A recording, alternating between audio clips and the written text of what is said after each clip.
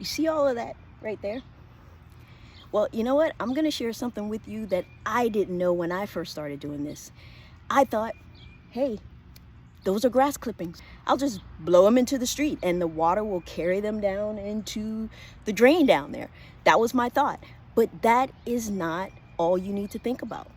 These grass clippings have chemicals on them. It has fungicide, it has fertilizer, and we don't want that in the water. I'm about to show you this really cool tool that was gifted to me, and it is the perfect tool to get all of this up.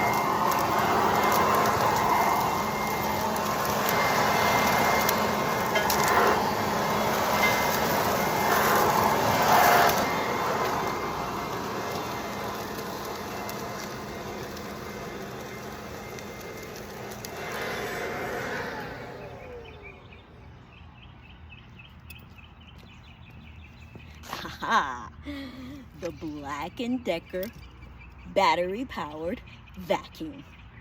Yes, sir.